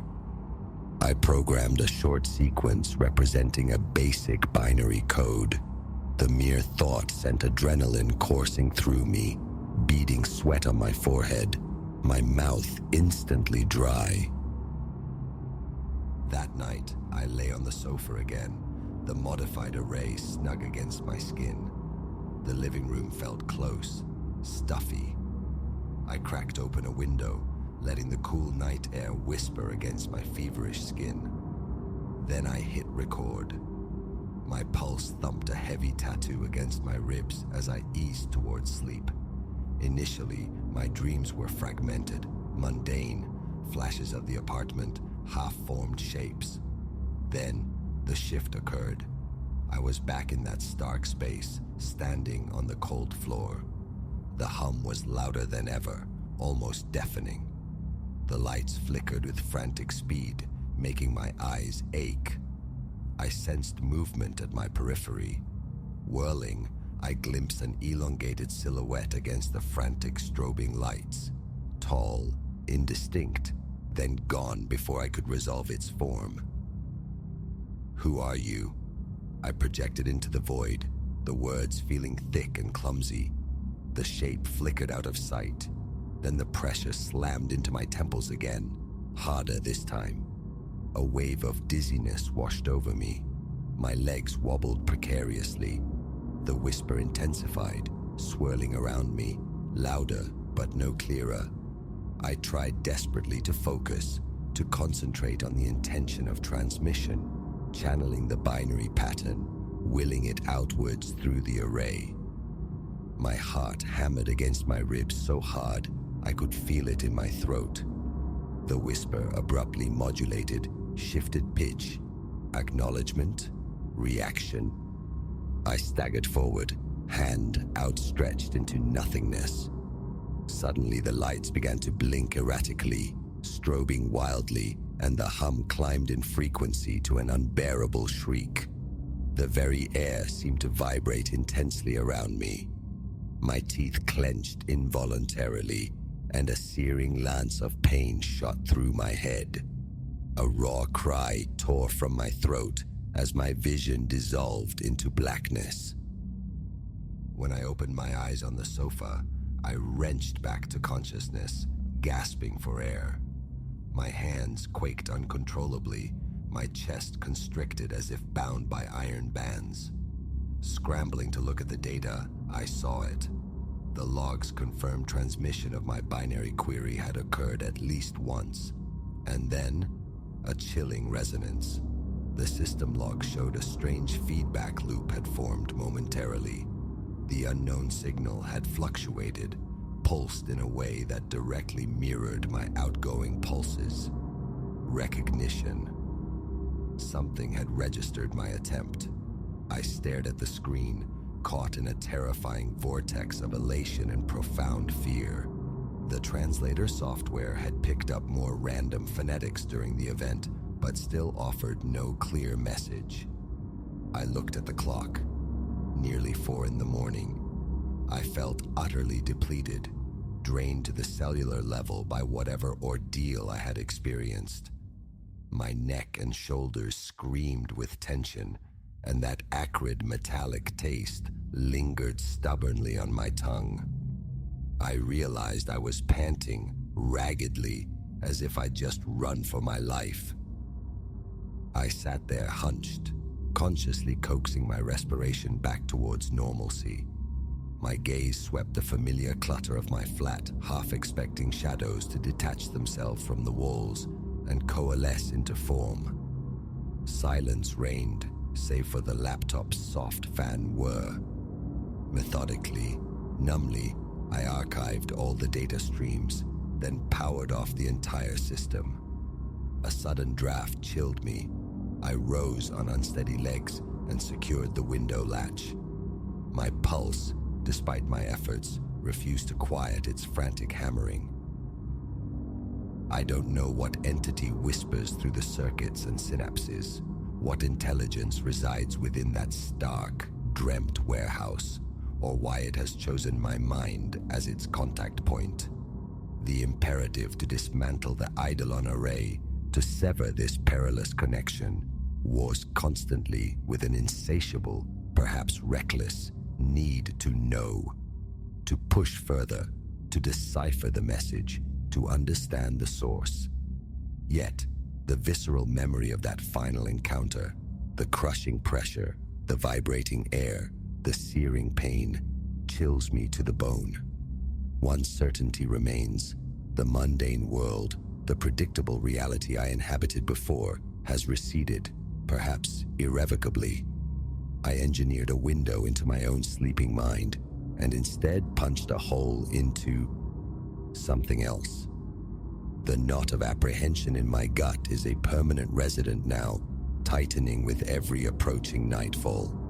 Each dusk settles with the same agonizing choice: don the array and face the echo in the machine, or retreat into the haunted silence of ignorance. Thus far, the silence remains unbearable. The array waits.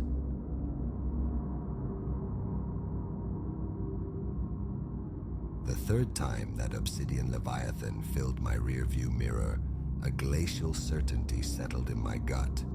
This was no stray shadow, no random traveler. My pilgrimage from the windy city's embrace to the beckoning Golden Gate had curdled, twisting from a simple transit into a predator's game on wheels, and I, Eliza, was the designated prey. It was meant to be an odyssey of liberation, a westward passage trading Chicago's familiar skyline for San Francisco's fog-kissed hills. Flights were quicker, cleaner, but the siren call of the open road, the promise of asphalt ribbons unfurling across the continent, had seduced me. My weathered hatchback, crammed with the artifacts of a life about to be reborn, hummed beneath me, a vessel carrying not just possessions, but the effervescent thrill of the unknown. Day one bled seamlessly into dusk, a montage of sun-drenched highways and fleeting pit stops. Fuel consumed, miles devoured. As twilight painted the plains in bruised hues, I surrendered to exhaustion, pulling into the tired embrace of a motel plucked from cinematic memory. Flickering neon, paint surrendering to time.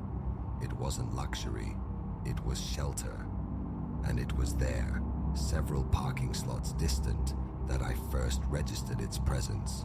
The hulking semi-trailer, black as pitch, windows veiled in impenetrable tint, flanks devoid of any identifying insignia. A tremor of disquiet, sharp and unwelcome, disturbed the fatigue. Road weariness, I reasoned, pushing the feeling down as I sought the oblivion of sleep. Dawn broke crisp and impatient. I rejoined the highway's flow, keen to reclaim lost time. An hour dissolved, then another, before the obsidian shape materialized behind me once more. Distant, yet undeniably it. The same sentinel from the motel lot. Coincidence, I chanted inwardly, a mantra against rising unease. Surely, just another traveler tracing the same westward artery. But then came the gas station. As I pulled off, so did the truck, its air brakes sighing with unnerving synchronicity. Inside, amidst the scent of stale coffee and disinfectant, I paid. Emerging into the stark morning light, I found him standing there. The driver. A broad, substantial man, perhaps 50 years etched onto his face, framed by a neglected beard. Mirrored sunglasses rendered his gaze inscrutable. A curt nod acknowledged my passage, accompanied by the ghost of a smile that raised the fine hairs on my arms. Back on the interstate, the Leviathan resumed its patient vigil in my mirror. Logic warred with instinct. This was a major trucking route, a concrete river teeming with such beasts. Yet, the knot in my stomach tightened, insistent. A test, then. At the next off-ramp, marked only by a faded sign for some forgotten hamlet, I veered sharply, deliberately neglecting the turn signal. The black truck mirrored my maneuver without hesitation. My pulse leaped, a frantic bird trapped in my ribs. Coincidence was dead. This was pursuit. A bustling rest area offered a fragile promise of safety. I parked the hatchback strategically, within sight of the main building's wide windows, and fled inside. The restroom's cold water shocked my face, a temporary balm on frayed nerves. Composure, Eliza. Composure. But emerging back into the noise and movement, I found my sanctuary violated. The black semi was parked directly beside my small car, its massive form boxing me in, an iron cage sprung. Panic, metallic and sharp, clawed at my throat. The truck's engine idled, a low growl vibrating through the pavement, yet the tinted windows remained opaque, concealing the figure within. As I edged closer, the passenger side window slid down with unnerving smoothness. "Need a hand there, little bird?" The voice was rough gravel, laced with an unsettling amusement. My headshake was jerky, fingers fumbling uselessly with the keys. No, I'm fine, thank you." A low chuckle rumbled from the cab, a sound that resonated deep in my bones. "You certain? Awful long way from your nest, aren't you?" How could he possibly? My hands trembled violently, the key skating across the lock. "I said," I forced the words out, injecting a false firmness, "I'm fine." The lock finally yielded. I scrambled inside, slamming the door, thumbing the lock down with convulsive speed. The driver laughed again, louder this time. "All right then, travel safe. I'll be seeing you." Not farewell. A vow. I wrenched the gear stick into drive, tires spitting gravel as I tore out of the rest stop, a surge of adrenaline momentarily eclipsing the terror. My mind spun, a frantic kaleidoscope of questions. His motive? His identity? Why me? For hours, I drove with the desperate cunning of a hunted animal. Unsignaled exits, sudden U-turns on deserted crossroads, doubling back through sleeping towns. Anything to sever the invisible tether connecting us. A fragile hope began to bloom in the temporary emptiness of my rearview mirror. Perhaps I'd shaken him. Perhaps it was over. Then, rounding a long, sweeping curve carved into the ochre landscape, I saw it. Parked on the dusty shoulder ahead, engine breathing softly, waited the black truck. As my hatchback drew level, it slid smoothly back onto the asphalt, effortlessly reclaiming its position, a patient shadow glued to my tail. Pure terror seized me, cold and absolute. He wasn't just following, he was playing. My hand scrabbled blindly for my phone, the lifeline, only to grasp cold, dead plastic. The charger, buried deep within a duffel bag in the trunk, was useless. In my earlier panic, the simple act of plugging it in had been forgotten. I was utterly, terrifyingly alone. The sun dipped towards the horizon, stretching skeletal shadows across the highway. Exhaustion gnawed, adrenaline reserves dwindling, leaving only the raw edge of fear. Driving blindly through the night like this was unsustainable. I needed intervention, sanctuary. Ahead, road signs promised a town, a pinprick of civilization in the encroaching wilderness. It wasn't much, but it was something. A police station, a public space. I took the exit ramp, the colossal truck an unwavering presence behind me. The town was little more than a whisper, a single main street flanked by shuttered storefronts. Hope plummeted as I saw the local police station, dark, deserted, a sign proclaiming, "Back in the morning," mocking my desperation. My gaze fell upon a diner, its windows spilling warm, yellow light into the gloom. It was still open. I swung the hatchback into its small parking lot, heart hammering. The black truck rolled past, slow, deliberate. Through the tinted glass, I saw the driver's face turn towards me. He was smiling. Inside, the diner's mundane normalcy felt surreal. I collapsed into a vinyl booth, legs trembling too violently to properly support me. A waitress, her face etched with grandmotherly concern, materialized beside the table. "Honey, you okay? You look like you've wrestled a ghost." Words failed me. How to articulate the creeping dread, the relentless pursuit. A big truck driver is stalking me. It sounded ludicrous, paranoid. I'm just weary," I stammered. "It's been a long haul." She offered a sympathetic nod. "Well, you rest yourself. Coffee's coming right up."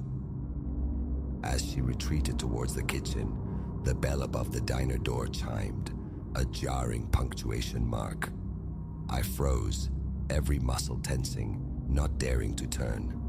Heavy bootfalls echoed on the linoleum, approaching my booth. "Mind if I join you?"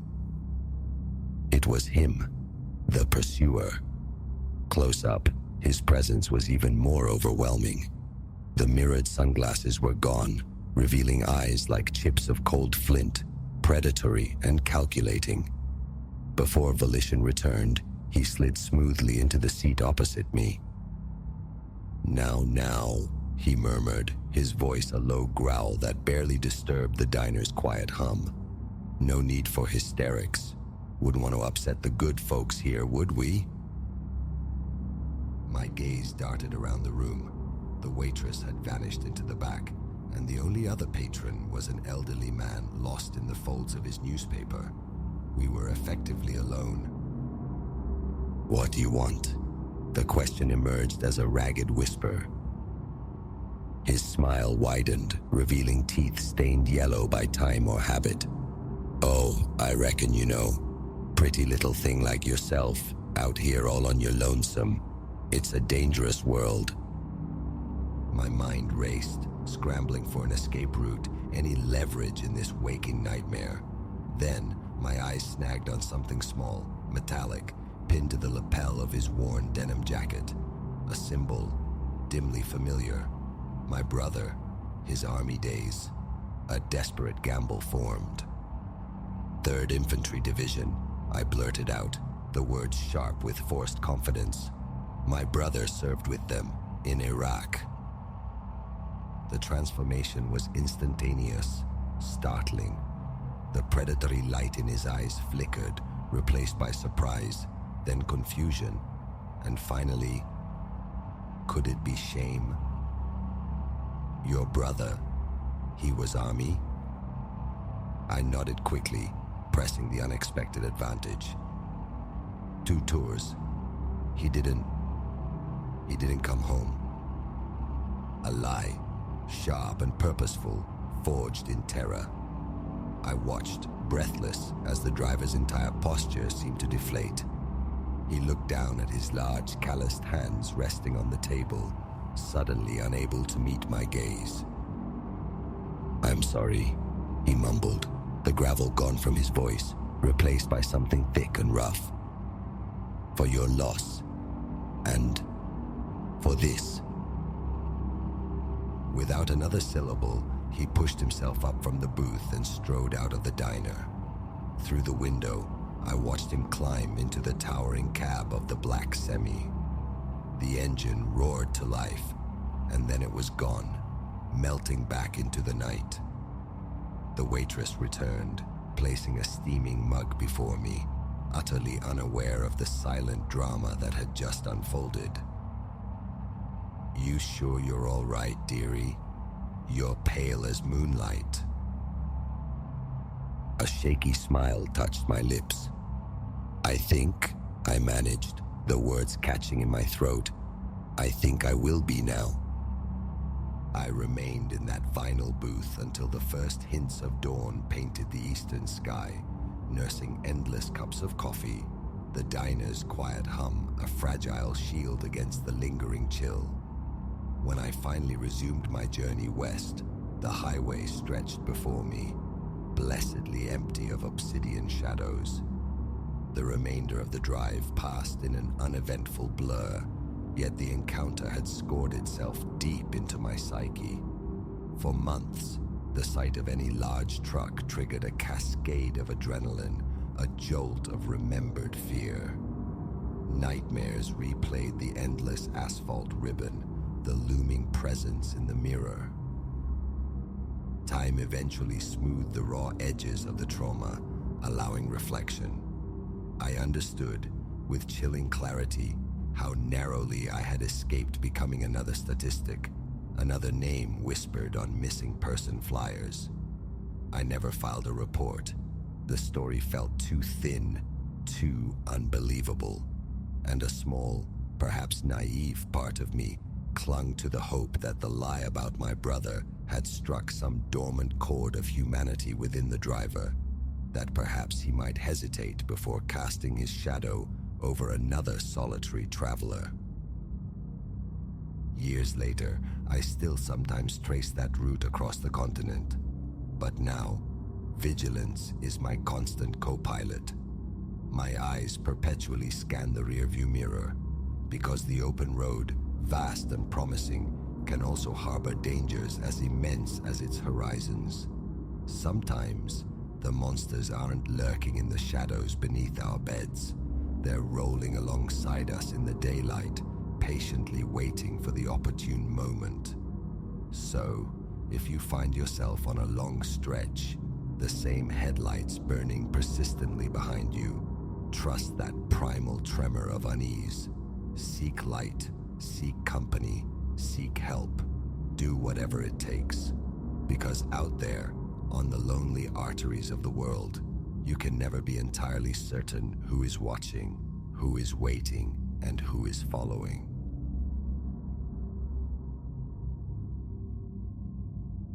Sleep fractured on my second night within these new confines, ripped apart by a percussive violence erupting from the bedroom wall. It came in brutal staccato bursts, a fist against concrete, then silence, then the assault renewed. My pulse leaped, a frantic bird trapped in my chest. Fumbling for the bedside lamp, I flooded the small space with weak yellow light. The noise ceased instantaneously, a breath held in the dark, only to resume moments later from the identical spot, as if some captive thing hammered for release from within the structure itself. I slid from the sheets, bare feet cold on the floorboards, and crept towards the wall. Hesitantly, I pressed my palm flat against the cool plaster, A distinct vibration thrummed through my flesh, a galvanic shock. I snatched my hand back, staring at the impassive surface. What recourse was there?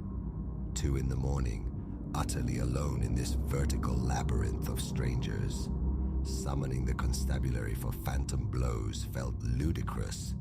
Defeated, I retreated to bed, the rhythmic battery continuing its grim cadence for what felt like an eternity, perhaps an hour, before finally dissolving into the pre-dawn quiet. I lay rigid, eyes fixed on the ceiling, merely enduring until daylight bled through the blinds. This apartment represented a yearning for erasure, a blank slate. Situated in a clamorous artery of the city, the building possessed a facade of stolid indifference. Its corridors, redolent of fresh paint, promised neutrality. My unit resided on the 6th floor, overlooking a courtyard perpetually starved of sun. The rent, however, was palatable, and the manager, a Mr. Henderson, had seemed accommodating enough during the initial viewing. No overt signs of distress presented themselves then. The layout, though compact, offered a functional galley kitchen and a living area sufficient for a couch and modest media console.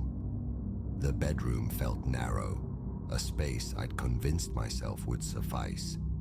The walls appeared innocuous at first glance, faint blemishes Mr. Henderson casually dismissed as the ghosts of picture hooks left by the prior tenant. I accepted his explanation without a second thought. The peculiarity of the place didn't fully bloom for several days. I'd fallen into a semblance of routine. The commute, the solitary meal, the flickering television screen. Then, one evening, my gaze snagged on deeper gouges marring the living room wall, near a shadowed corner. They weren't random. They inscribed a bizarre, almost circular pattern into the plaster. Perhaps, I reasoned, merely the scars left by the previous occupants' furnishings during their exodus. Leaning closer, I traced the grooves with a fingertip. They felt unnervingly sharp, incised with intention, like a blade dragged repeatedly across the surface. Above them, spectral lettering clung to the paint, smudged and elusive. Yet, one fragmentary phrase swam into focus from the lexical fog. Within the walls. An involuntary tremor coursed through me. I fetched a damp cloth, scrubbing uselessly at the stain, but the inscription held fast. Days later, inexplicably, the marks darkened, asserting their presence. I resolved to obliterate them. A small tin of alabaster paint, a roller, primer. These were my weapons. One Saturday was sacrificed to the task. Preparing the surface, applying coat after coat, I labored until the wall presented a uniform, unblemished face. Relief washed over me as I surveyed the smooth expanse the following morning. But the reprieve was fleeting. 2 nights hence, venturing out for water near midnight, I flicked on the living room light. They had returned. The symbols clawed their way back through the fresh paint, starker now, their lines imbued with a dreadful clarity. The words I'd partially deciphered pulsed with a darker insistence, almost legible, yet my mind shied away, refusing to fully process the letters before my gaze darted elsewhere. A knot tightened in my gut. My hands trembled. Leaving the light burning, a feeble ward against the unseen, I returned to bed, sleep utterly abandoning me. The subsequent night, the hammering erupted anew, no longer confined to a single locus. It resonated first from the living room wall, then migrated to the bedroom, then echoed from somewhere adjacent to the closet. A mobile torment. I pursued the sound, pressing my ear against different sections of the cold, unyielding concrete. Each time I drew near, The pounding leaped, relocating as if deliberately evading me, playing a ghastly game of hide-and-seek. Dizziness spun through me as I stumbled around the darkened apartment. Finally, breathless, I collapsed onto the couch and ignited every lamp I owned. The instant the apartment blazed with light, the pounding ceased. Until dawn, I kept vigil, my eyes scanning the walls, waiting. Daylight brought a fragile normalcy. Sunlight filtered through the windows, accompanied by the distant symphony of city traffic. I navigated my workday, returning in the evening to a quiescent space. For a time, nothing stirred. Then, just as a measure of ease began to settle, a faint scraping would emanate from within the walls. It sounded like metal dragged across stone, yet divorced from any visible plumbing or ductwork. I'd stand motionless, straining to pinpoint the source, but it remained elusive, diffuse. My pulse quickened. A perpetual state of nervous anticipation became my baseline.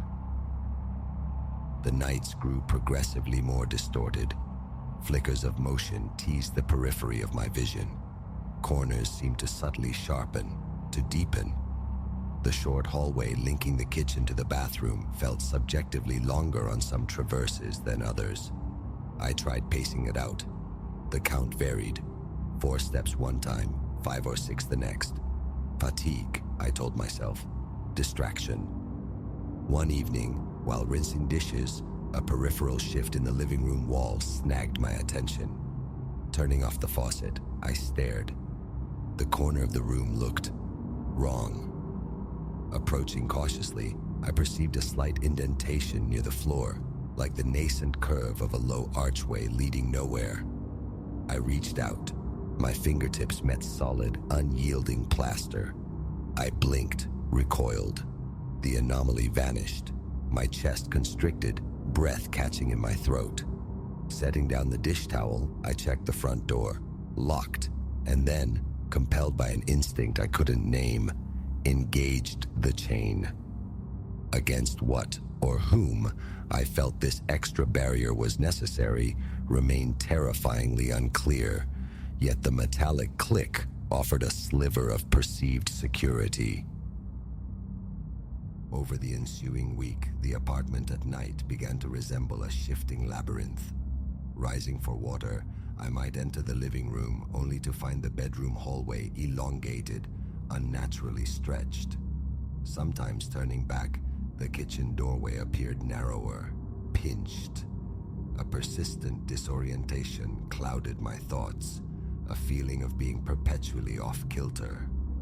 I fought it, attributing the phenomena to stress, to the play of light and shadow. But the walls themselves seemed to possess a subtle respiration in the low lamplight, a faint pulsing. Sleep became a luxury, most nights spent vigilant, anticipating the next percussive onslaught, which, when it arrived, felt terrifyingly intimate, resonating not just through plaster, but through my own skull.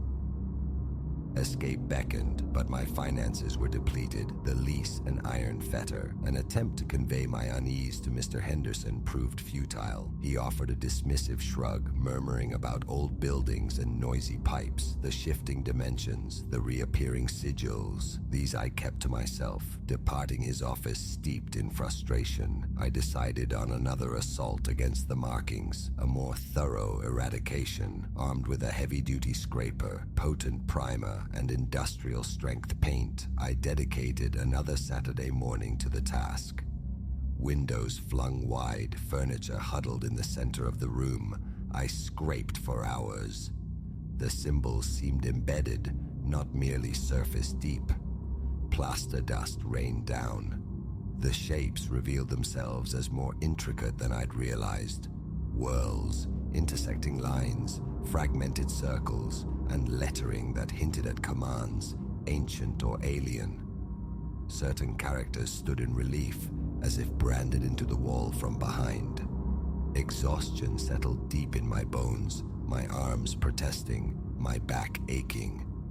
By late afternoon, a significant section stood bare. I applied the primer, let it cure, then layered on the thick white paint.